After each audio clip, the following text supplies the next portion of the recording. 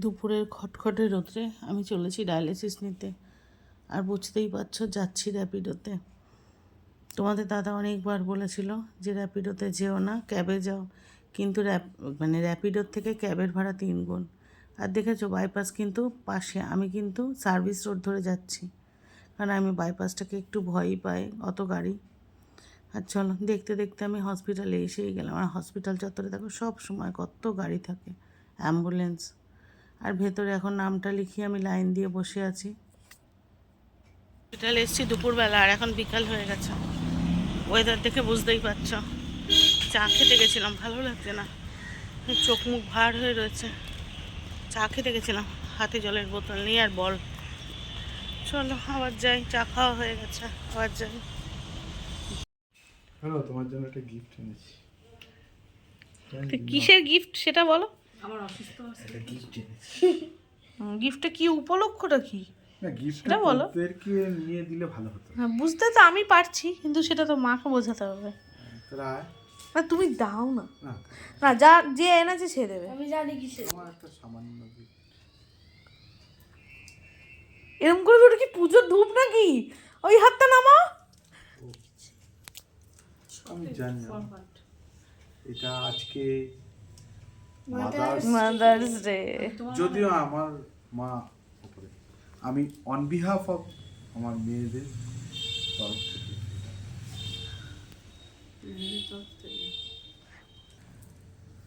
আমার সন্তানদের মাকে মাদার্স ডে গিফট দেব।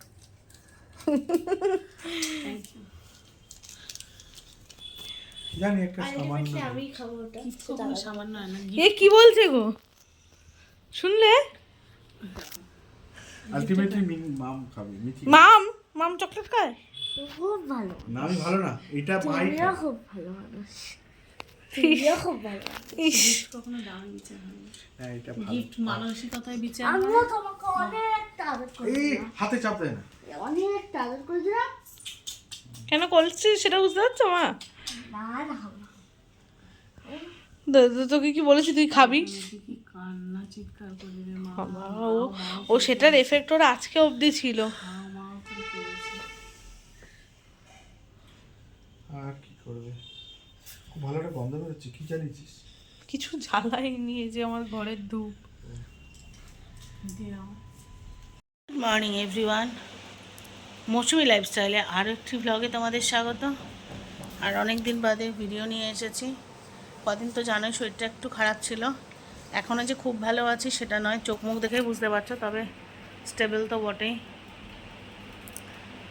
আর সেই জন্য আজকে ব্লগটা স্টার্ট করছি, কারণ তোমরা অনেকেই চিন্তা করছো, কেউ কেউ ফোন করছো, কেউ হোয়াটসঅ্যাপে মেসেজ করছো, কেউ মেসেঞ্জারে মেসেজ করছো। কারোর উত্তর দিতে পেরেছি, কারোর পারিনি, কারণ ফোনটা আমার কাছে থাকছিল না। তো এইভাবেই যাই হোক কিছুটা দিয়েছি, কিন্তু যাদের কাছে আমার ফোন নাম্বার নেই বা তোমরা জানো না, তারা তো অবশ্যই আমার ব্লগের অপেক্ষা করছো। তাই ভাবলাম উঠে যখন বসেছি তখন ব্লগটা স্টার্ট করি। শুধু উঠে বসেছি তাই নয়, ওদের নিয়ে যাচ্ছি ডাক্তারের কাছে। এদিকে মাম রেডি, এদিকে মিঠি, দুই বোনকে নিয়ে যাচ্ছি ডাক্তারের কাছে। আমাদের লাইফে একটাই জায়গা আছে, সেটা হচ্ছে বাড়ি, আর না হলে হসপিটাল। তো একটু ঠিক থাকলে, একটু ভালো থাকলেই হসপিটাল মুখো। যাদের যাদের সমস্যা আছে তখন তাদের হসপিটাল নিয়ে যাওয়ার চেষ্টা করা হয়। তো এই এখন যাচ্ছি হসপিটালে ওদের দুজনকে দেখাতে। মামের সমস্যা তোমাদের আগেই বলেছে, আর মিঠির সমস্যা তো তোমরা জানো।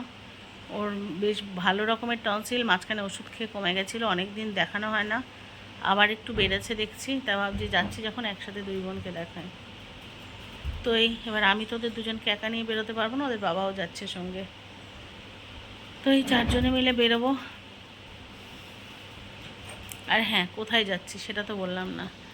যাচ্ছি হচ্ছে পি ব্যানার্জি রিসার্চ সেন্টারে, যেখানে আমরা যাই, কারণ একমাত্র হোমিওপ্যাথি আছে যেটা ভেতর থেকে কিওর করে। সেই জন্য আমরা যাচ্ছি ওখানে, কারণ আমি চাইছি না যে এমন কোনো ওষুধ খাইয়ে যাতে সাইড এফেক্ট হয়, সেই ধরনের ওষুধ খাইয়ে আরও বেশি ক্ষতি করতে। তাই যাচ্ছি এইটা। আর ওই যে তিনিও রেডি।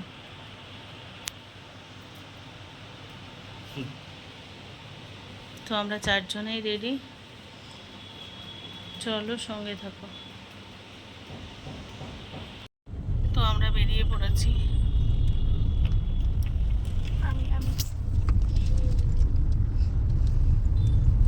মিঠি একমাত্র ওষুধটা ঠিকঠাক কন্টিনিউ করে আমাদের বাড়িতে। আমি আর মিঠি ঠিকঠাক ওষুধ খাই, ওষুধ যখন থাকে ঠিক মনে করে করে খায়, আর বাকি কেউ খায় না। আর একজন দেখাবে না বলছে, হ্যাঁ তার নাম লেখানো আছে কিন্তু দেখাবে না, জানি না। दिखाना तो पड़ेगा पड़ेगा। আর আমরা কোথায় আছি, কত দূর, জাস্ট বাড়ির থেকে বেরিয়েছি। চলো তোমাদের সাথে তোমাদেরকে দেখাই কতটা বেরিয়েছি।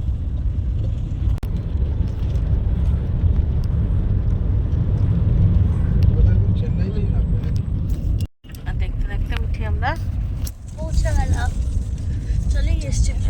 এবার নামবো একটু।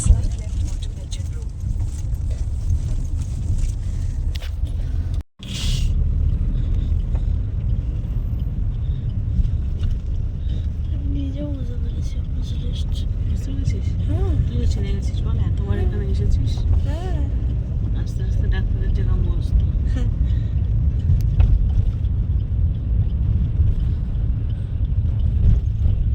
ব্যাস, আমরা এসে গেছি। তোমার নাম আস্তে আস্তে ঠিক রাইট সাইড দিয়ে নামা।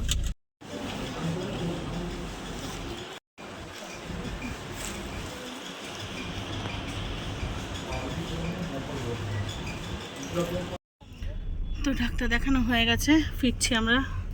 আর এখন আমরা পেছনে তিনজন আর মাম সামনে। তো যেটা তোমরা অনেকেই বলেছিলে যে মৌসুমি অ্যালোপ্যাথি করো না, হোমিওপ্যাথি দেখাও মামকে, কারণ এটা একটা লং টার্ম চিন্তাভাবনা যে সুস্থ থাকাটা, কারণ অ্যালোপ্যাথি বন্ধ করলেই আবার শুরু হয়ে যাবে। তো তোমরা জানো 2 জায়গায় দেখিয়েছি, কিন্তু তারপরে সেম ওই একই ওষুধ, যে ওষুধ খাওয়া ঠিক নয়। এবং এখানেও হোমিওপ্যাথিতেও সেম কথা বললো যে ওটা ঠিক নয়, কারণ এখনও তো ছোটো, ওর তো এখন অনেক বয়স পড়ে আছে।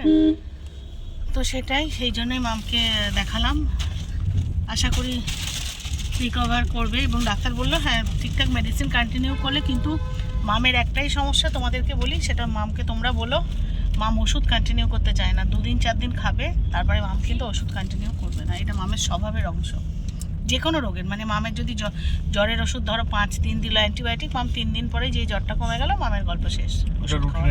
মামের, হ্যাঁ এটা মামের রুটিনের অংশ। সেটাই তোমাদেরকে জানালাম। তোমরা মামকে বলো। হ্যাঁ মিঠি খুব ভালো কিন্তু ওষুধ খায়, এটা কিন্তু খুব সত্যি কথা। মিঠি যদি ভুলে যায় ওষুধ খাওয়াতে, মিঠি নিজে পেছন পেছন ঘুরবে, ওষুধ দাও। তো যাই হোক, সেটা একটা কারণ। আবার মিঠিরও খারাপ জিনিস আছে বলছি, সেটাও বলবো। তো যাই হোক, এটা হচ্ছে মামের কথা। এখন নিয়ে এসেছি ওষুধ 1 মাসের, আবার 1 মাস বাদে ওর ইমপ্রুভমেন্ট দেখে আবার ওষুধ নেওয়া হবে। তো এটাই আপাতত তোমাদের জানানোর। আর যেটা মিঠিকেও দেখালাম, তার একটাই কারণ, জানো মিঠির টনসিল আছে খুব বেশি রকমের। তো মিঠির টনসিলটা কমে গেছিলো। এখানে দেখি, যেখানে অ্যালোপ্যাথি বলেছিল অপারেশন করতে হবে, সেখানে কমে গেছিলো। কিন্তু মিঠি তো অত্যন্ত শান্ত। এবার মিঠির প্রবলেমটা বলি। মিঠি ভাবে ফ্রিজের দরজা বন্ধ, অতএব দরজা খুলে আড়াল হয়ে গিয়ে ঠান্ডা জল খেলে মা দেখতে পাবে না। তো তার যেটা রেজাল্ট, সেটা আবার হয়েছে, আবার টনসিলটা বেড়েছে, অল্প বেড়েছে। আগের বার যেমন অতিরিক্ত ছিল সেটা নয়, তবে যাই হোক কমে গেছিলো, সেটা আবার অল্প বেড়ে গেছে। ওই দরজা খুলে লুকিয়ে ঠান্ডা জল খাওয়ার রেজাল্ট তো ওকে পেতেই হবে না।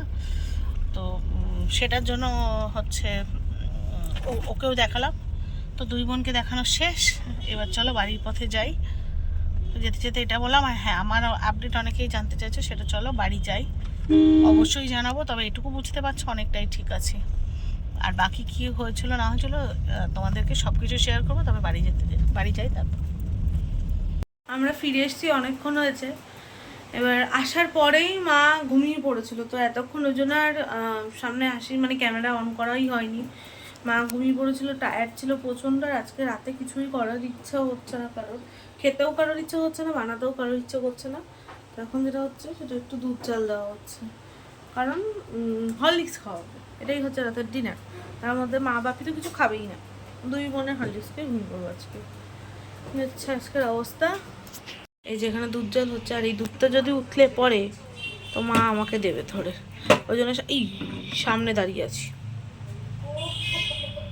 আমরা সব রাত্রে খাওয়া দাওয়া কমপ্লিট করে এখন বসে আছি, মানে আমি আর মিশি তো বললাম যে দুধ খেয়েছি, তো দুজনেরই খাওয়া হয়ে গেছে দুধ, আর মা বাপি এরা সব খেয়েছে হচ্ছে ওই মোয়া মুড়ি এই সমস্ত জিনিস আর কি, কেক বিস্কিট এই সমস্ত হালকা ফুলকা। মানে আমাদের গোপাল আছে তো, গোপালকে যে মোয়া দেওয়া হয় সেই প্রসাদগুলোকে আমরা এভাবে রেখে দিই, প্রসাদগুলোকে আলাদা করে। এই দেখো মোয়া, গোপালের মোয়া, প্রসাদও খাওয়া হলো আবার হচ্ছে আমাদের খাওয়াও হলো। মাঝে মাঝে হালকা ফুলকা খেতেই ভালো লাগে। আর রাত্রেবেলা তো আমি তো মানে বেশি হালকা ফুলকা খাইও, তোমাদের দাদাও আজকাল আমার সাথে হালকা ফুলকা খায়।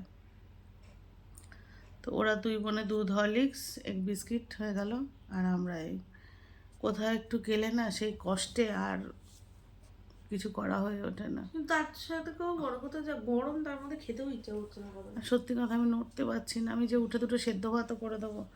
আর আমার বাড়ির লোকেরা এতটাই অ্যাডজাস্টেবল, জানে আমি পারি না যখন তখন কি করে জানো, বলে থাক করতে হবে না, আমরা মুড়ি খেয়ে, তোমার দাদা বলবে আমি মুড়ি খেয়ে শুয়ে পড়বো। ও হ্যাঁ, তোমাদের দাদা জানোই তো একটু মুড়ি চানাচুর ভক্ত, সে কিন্তু এক মুঠো মুড়ি চানাচুরও খেয়েছে। বলে আমি থাক, আমি হচ্ছে মুড়ি খেয়ে শুয়ে পড়বো। তারপরে যাই হোক এই হচ্ছে আমরা খেলাম। আর হ্যাঁ, তোমাদের যেটা বলার জন্য এসেছিলাম, অনেকে বলছিলে যে সেদিনকে আমি যখন অনেক অসুস্থ হয়েছিলাম, আমি যদি সিসিটিভি ফুটেজটা তোমাদের দেখাতে পারতাম, আমি ডাউনলোড করে রেখেছি, যে কারণের জন্যই হোক না কেন অসুস্থ হয়েছিলাম, সেই মানে সেইটাকে আমি ডাউনলোড করে রেখেছি, কারণ পরে যদি ফুটেজে নষ্ট হয়ে যায়। তো হসপিটালে কেন অ্যাডমিট হলাম না বা গেলাম না, মাম তুই কিছু বলবি কেন গেলাম না? আমি সব মাসের মধ্যে কবার অসুস্থ হই, মাসের মধ্যে প্রত্যেক সপ্তাহতেই ফলে মনে হয় 1-2 বার। 5-6 বার তো হই, 3-4 দিন 5 দিন ছাড়াই শরীর খারাপ হয় আজকাল। তোমরাই বলো না কত হসপিটালে যাওয়া যায়, কত হসপিটালে যাওয়া যায়, আর মানুষের কত কত টাকা আছে, হচ্ছে রাজার থেকে রাজার ধনও ফুরিয়ে যায় যদি কিডনি ক্যান্সারের মতো রোগ হয়, আর সেই চিকিৎসা যদি 8 বছর ধরে চলে।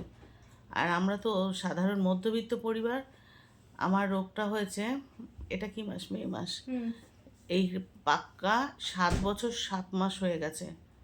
হ্যাঁ, 7 বছর 8 মাসে আমার রোগটা পড়েছে। এতগুলো বছর ধরে প্রাইভেটে চিকিৎসা করছি, অ্যাপেলো থেকে শুরু করে, ভেলোর থেকে শুরু করে, RN টেকোর থেকে শুরু করে, কলকাতা কিডনি ইনস্টিটিউট, কিছুই বাদ দিইনি আমার চিকিৎসায়।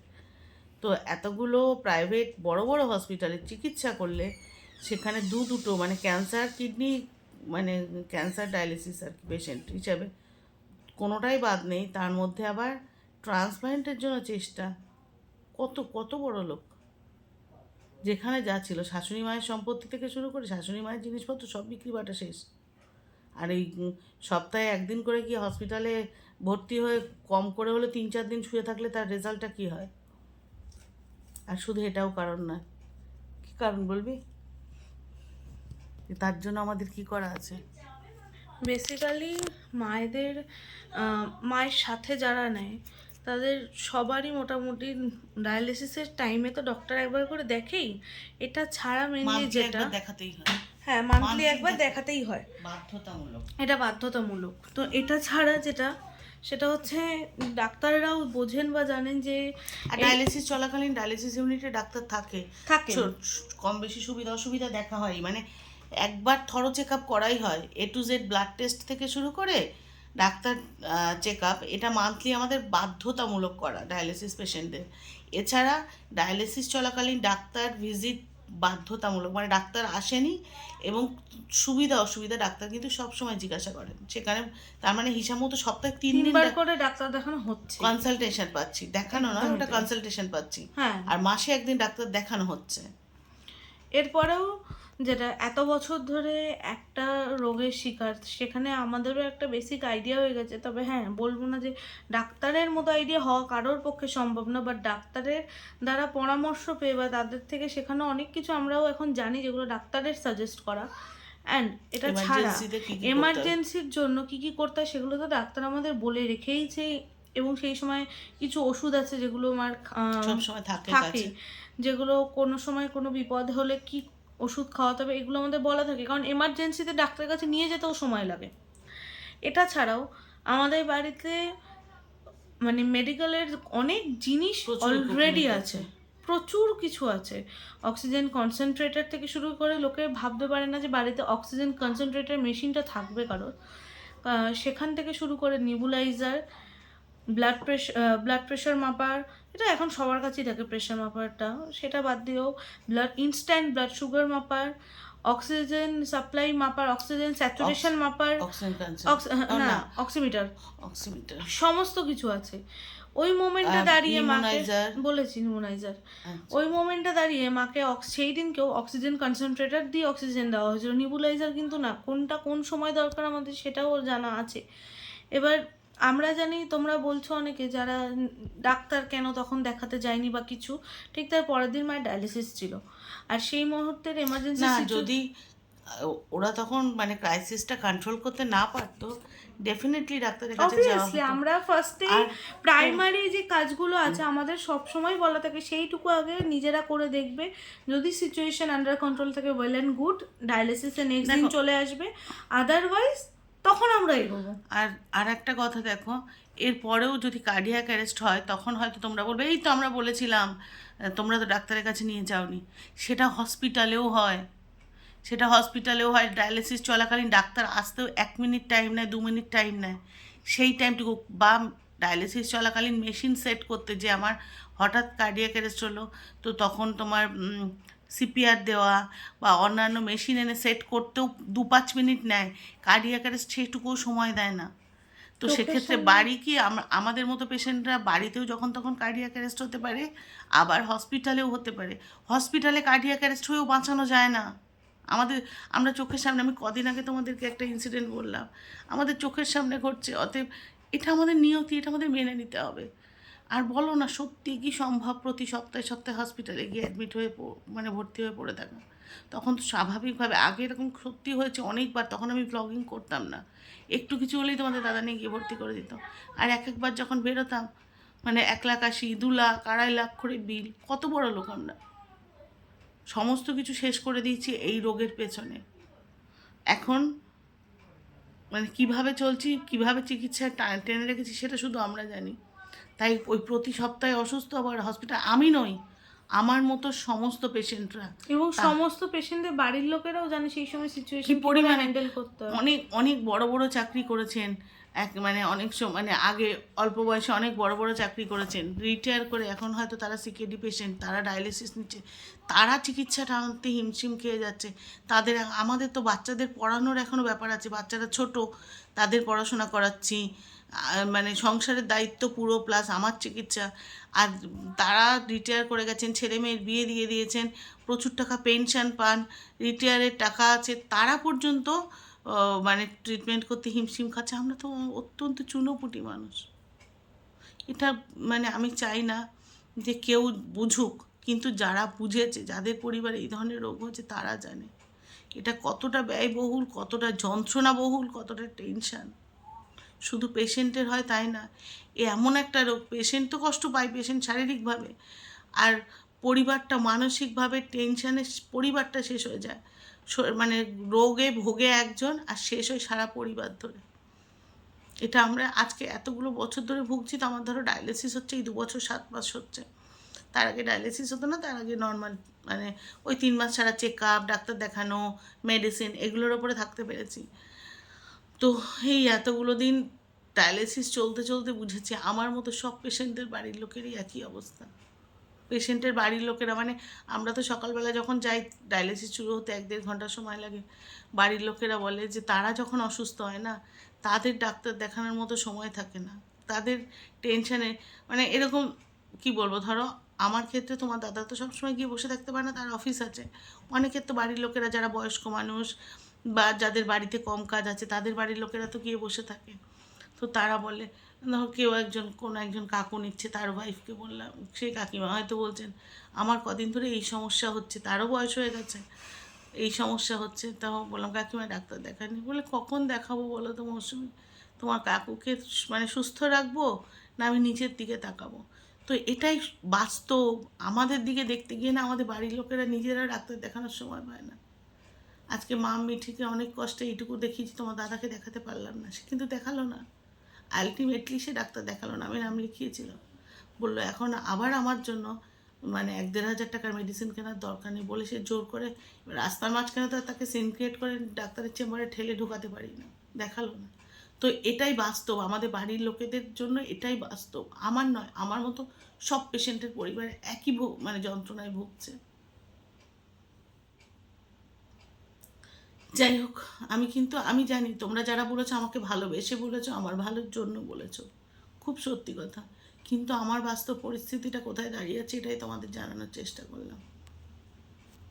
তাই আশা করি কেউ রাগ করবে না, আমার পরিস্থিতিটা বুঝবে, কারণ তোমরা সবাই আমার বন্ধু, আমার পরিবেশ, মানে তোমরা অত্যন্ত আমাকে ভালোবাসো। আর তাই আমি যখনই নিজে সোজা হয়ে দাঁড়িয়েছি না, তোমাদের এই উত্তরটা দেওয়া আমি বাধ্যতা, মানে আমি মনে করলাম যে এটা উচিত আমার। শেষ কর্মা এটাই হচ্ছে ব্যাপার। আর আমাদের ঘরে তো সেই মানে যতটুকু দরকার পর্যাপ্ত সাপোর্ট সিস্টেম আছে, তো আমরা শুরুতে চেষ্টা করি যে সেটাতেই যেন হয়ে যায়।